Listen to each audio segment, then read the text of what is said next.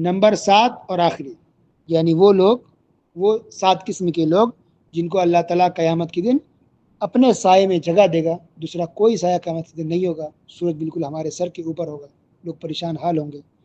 تو 7 قسم کے لوگ کون ہیں؟ ان میں سے 6 کا ذکر ہو چکا ہے، اور 7ویں اور آخری انسان وہ ہوگا وَرَجُلٌ ذَكَرَ اللَّهَ خَالِيًا، ایسا آدمی جو تنہائی میں اللہ کو یاد کرتا ہو، تنہائی میں، دیکھیے اکیلے میں تنہائی میں اللہ کو یاد کرتا ہو، فَفَاضَتْ عَيْنَاهُ، اور اللہ کو یاد کر کے رو دے، اس کے آنکھوں سے آنسو آ جائے، رو پڑے، اس کی آنکھیں بھر جائیں۔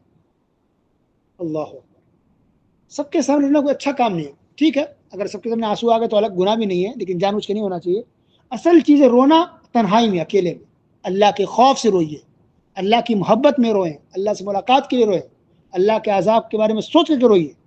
تو اللہ کو یاد کر کے اگر انسان روئے اور اللہ کے ڈر سے اس کی آنکھوں میں اگر آنسو آ جا رہے ہیں، تو یہ ادا اللہ کو اتنی پسند ہے کہ ایسے انسان کو صرف رونے کی وجہ سے اللہ تعالیٰ قیامت کے اپنے سائے میں جگہ دے۔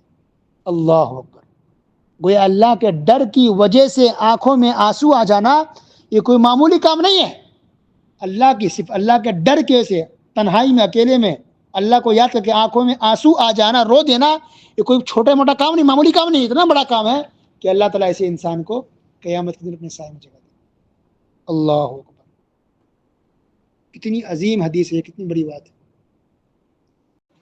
تو یہ حدیث آپ کے سامنے پیش کی گئی، جو حدیث بالکل صحیح ہے، صحیح بخاری یا صحیح مسلم میں ہے، اور حدیث کی کئی کتابیں موجود ہے کہ 7 قسم کے لوگوں کو قیامت کے دن اللہ تعالیٰ اپنے سایہ میں جگہ دے گی۔ تو اس میں تو مرد کا ذکر ہے، اس حدیث کے اندر 7 میں مرد کا ذکر ہے کہ ایسا مرد، ایسا آدمی، لیکن اس میں خواتین بھی شامل ہیں، اس میں خواتین بھی شامل ہیں، کیونکہ شریعت خواتین کے لیے بھی ہے، عورتوں کے لیے بھی ہے۔ ہاں، ایک جو چیز ہے، پہلی بات کہ حاکم وقت، جو انصاف کرنے والا بادشاہ، خلیفہ، تو کوئی عورت خلیفہ نہیں بن سکتی ہے، کوئی عورت بادشاہ نہیں بن سکتی، اسلام کے اندر جائز نہیں ہے۔ تو ایک چیز کو چھوڑ دیں تو باقی چیزوں میں عورت شامل ہے اس حدیث میں، یعنی 6 چیزوں میں یہ 6 صفت عورت کے اندر بھی آ سکتی ہے۔ اگر یہ صفت عورت کے اندر بھی موجود ہے تو ایسی خواتین کو بھی اللہ تعالیٰ اپنے سائے میں جگہ دے گا۔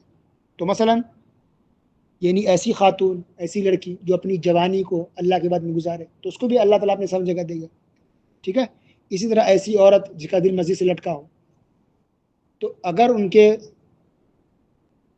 علاقے میں اگر مسجد میں خواتین کے جانے کا انتظام ہے تو جائے گی، نماز پڑھے گی الحمدللہ۔ اگر انتظام نہیں ہے تو کم سے کم دل میں تمنا رکھے، آرزو رکھے کہ کاش کے مسجد میں جاتی ہے اور میرے لیے بھی انتظام ہوتا ہے، نماز پڑھتی، تو انشاءاللہ اس کو بھی ثواب ملے گا۔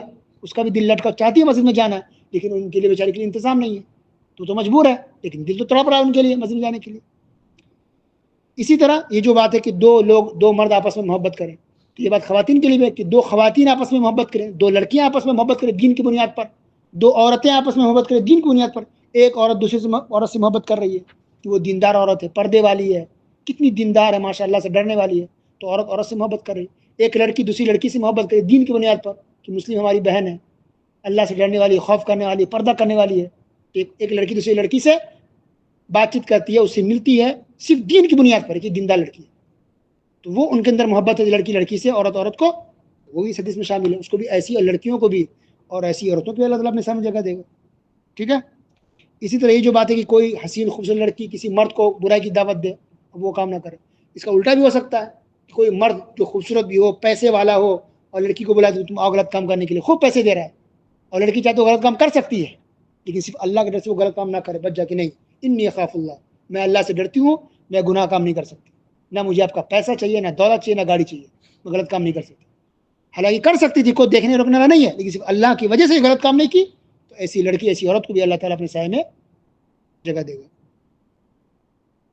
اور ٹھیک ہی معاملہ یہ اس کا بھی ہے، صدقہ خیرات کا بھی، جیسے مرد صدقہ خیرات کرتے ہیں، خواتین کو بھی صدقہ خیرات کرنا چاہیے، ان کے پاس جو کچھ ہے اپنے حساب سے، جسے میں نے کہا کہ صدقہ کرنے کے لیے مالدار ہونا ضروری نہیں، آپ کے پاس جو کچھ اللہ نے دی اسی میں سے کریں، لیکن دل سے کریں، اللہ کی رضا کے لیے کریں، اپنے حساب سے جو آپ کی استطاعت ہے اس کے حساب سے کریں، خاموشی کے ساتھ۔ اور پھر ایسی عورت، ایسی لڑکی جو تنہائی میں روتی ہے، اللہ کے خوف سے، اللہ کو یاد کر کے، اللہ کے ڈر سے تنہائی میں روتی ہے، تو ایسی لڑکی کو بھی اللہ تعالیٰ اپنے سائے میں جگہ دے گا۔ تو یہ حدیث مرد کے بارے میں، لیکن اس میں خواتین بھی شامل ہیں۔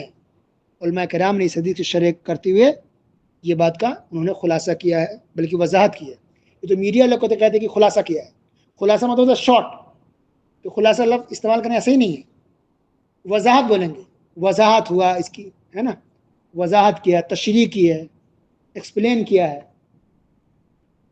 تو علماء کرام نے اس کی وضاحت کرتے ہوئے، اس حدیث کی شرح کرتے ہوئے لکھا ہے کہ اس حدیث میں یہ تو مردوں کے لیے لیکن اس میں خواتین بھی شامل ہیں. تو کتنی عظیم حدیث ہے. تو قیامت کا منظر انسان یاد کرے کہ قیامت کتنا خوفناک، المناک، دردناک، ہیبت ناک ہوگا کہ سورج ہمارے بالکل سر کے اوپر ہوگا اور کوئی سایہ نہیں، کوئی گھر نہیں ہوگا، کوئی چھتری نہیں ہوگی، کوئی چھت نہیں ہوگی، کوئی پہاڑ نہیں ہوگی انسان سایہ لے، کوئی سایہ نہیں. سب کو اللہ تو مٹا دے گا، سب پوری دنیا کو اللہ ختم کر دے گا، تبھی تو قیامت آئے گی نا. تو کچھ بھی نہیں ہوگا، پھر سر پر ہمارے سورج ہے بالکل. تو کتنی تکلیف میں ہوں گے. تو اس دن سایہ کی کتنی سخت انسان کو ضرورت ہوگی، یہ ذہن میں سامنے رکھیے اور تب اس حدیث کو سمجھیے. اس سایہ کی کتنی قدر، کتنی قیمت ہوگی. تو آپ چاہتے کہ اس مصیبت، اس پریشانی سے بچے تو اس حدیث پر عمل کیجیے، اس حدیث پر عمل کیجیے. اگر ہم اس پہ عمل کرتے ہیں تو انشاءاللہ اس مصیبت سے، پریشانی سے، ہلاکی سے ہم بچ سکتے ہیں انشاءاللہ اللہ کی توفیق سے. تو اللہ تعالی ہم تمام مسلمانوں کو اس حدیث پر بھی عمل کرنے کی توفیق عطا فرمائے. آمین. وصلی اللہ علی نبینا محمد وعلی آلہ وصحبہ اجمعین.